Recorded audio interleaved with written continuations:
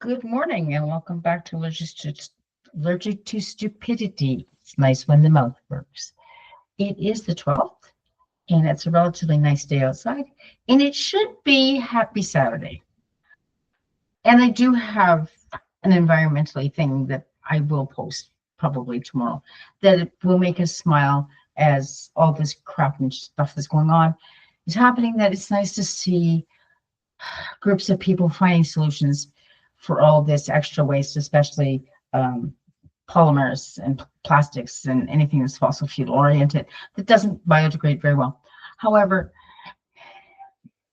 one of these things that has happened to Canadians over the years, it happens to every nation and everybody who's patriotic to certain points, is that every so often there's a flashpoint where it brings our pride up to the nth degree and we go, yes, we are good. And I have a video of somebody, you'll see in a second, my mouth and my brain are stumbling and burping on the guy's name, but you'll see it in a second, who brought us back to remind us that we've had reasons to be proud in the past. And if we think about it, it's happened every so often.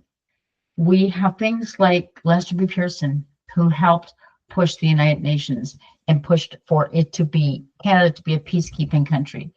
We have things, and whether you like Pierre Trudeau or not, one of the things that he pushed was it's okay for us to be proud to be Canadians. And we have a lot of things to be proud. We just had Democratic Senator Schiff, Schiff. It's been around for eons. That he has come forward and he said, I want to speak to the Canadians and I want to thank you for this. And he rhymed up a bunch of Canadian inventions that we as Canadians go, yeah, we did it. But we don't realize how important and how world-changing those things were. And insulin's one of them, but that's a big one in my family. And this one is a gentleman, he's talking about Vimy Ridge, and he puts it in a really nice perspective. So let me show you the video.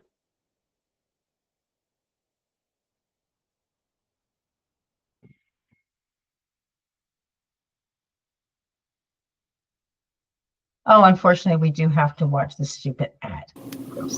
Okay. I got a Mazzato knife, and what followed was an absolute fiasco. So I almost made the dumbest mistake of my life. I got this handcrafted Japanese-like... Imagine you're a war general, and the battle's going to happen today, right here, on this ridge. Up here, it's fortified with supplies and ammo, and you can see right down to where the other side is. You can see them. They're cold, up to their ankles in mud and water. Which side would you want to be on? 108 years ago today, Canadians were down there, at the base of a hill, just like this one, but in France and called Vimy Ridge.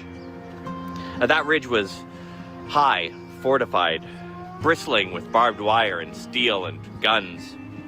The Germans holding it had already turned back the British, shattered the French. It had claimed the lives of 150,000 soldiers. It was supposed to be impossible. But that day was different. 4 massive Canadian divisions had amassed at the base. These weren't veterans or career soldiers. They were miners, lumberjacks, farmhands, fresh off the rails and fields from Nova Scotia to Nanaimo, some as young as 17. Their battle leader, General Arthur Currie, was a failed real estate agent from Victoria. He only joined the militia because back then joining it was like joining a yacht club. You'd get some business contacts or maybe a couple of dinner invitations, but they'd never send you to war. Until they did. He and his troops arrived at Vimy Ridge. He created a scaled-down version of the ridge a few kilometers away and spent months running the troops up and down it in timed drills. They built a massive series of tunnels and trenches, an undertaking so large they had to buy a nearby lumber mill just to get enough wood supply for the floorboard planks. 17,000 pickaxes, 35,000 shovels, 1.5 million sandbags, every soldier given a map indicating where they should be, marked by 4 colored lines at exactly what time, down to the minute. And at 5:30 in the morning, they start. The first troops run straight up the hill. Their own artillery fires just ahead of them, just feet ahead of them, timed with immaculate precision to ensure they're not blown up by their own ordnances. 100 yards every 3 minutes. They called it the creeping barrage. The weapons so loud you could hear them in England, 200 kilometers away. And they run right into German machine gun fire. Thousands are killed. And thousands more make it to the black line, the German forward defenses, then the red line, then the blue line, and the brown line just past the crest. That afternoon, the Canadian soldiers, for the first time, incidentally, working together under their own command, captured almost all of Vimy Ridge. The next day, they took one of the last spaces, an area marked Hill 145 on their maps. Hill 145 was taken with bayonets. Some people will say that the Battle of Vimy Ridge didn't change the war. And they're right. The Western Front still crawled like a glacier. The war dragged on for another 1.5 years. But for Canada, something did change. We earned a seat at the table, not because someone handed it to us, but because we bled for it.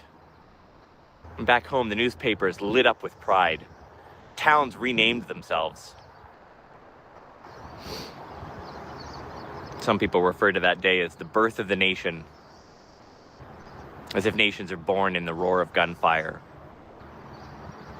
10,602 Canadian casualties in 4 days. That's not symbolism. That's agony.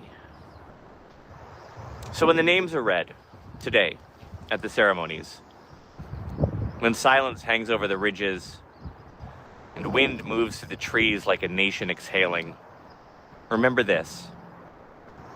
Our nation wasn't born at Vimy. It was revealed there.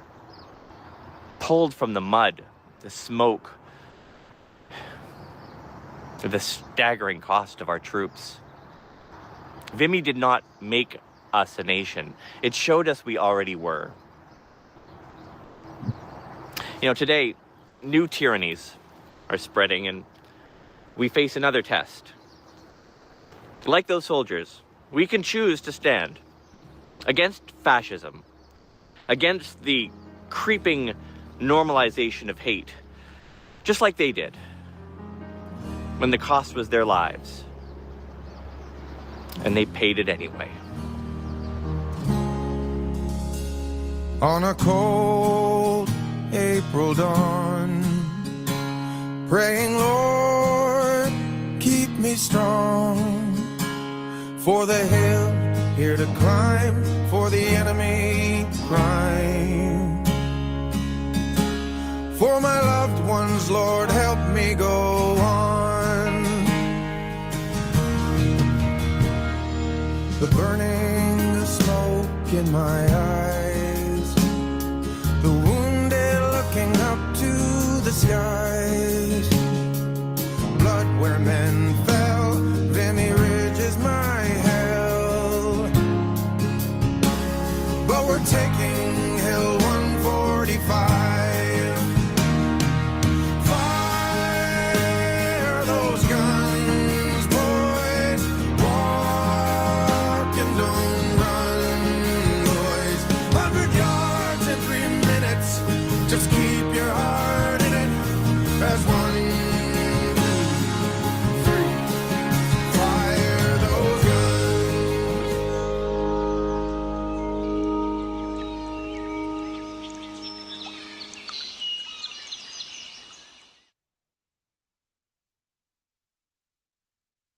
There you go, folks. Back to my cute little face. We're now entering another Vimy Ridge. This time it's economic and a lot of the same enemies are there, and it's hate and misunderstanding and misinformation. And we have to do what Canadians have done in the past and stand up to it and fight with all our might. Men, women, children, seniors, and we can beat it. Please like and share.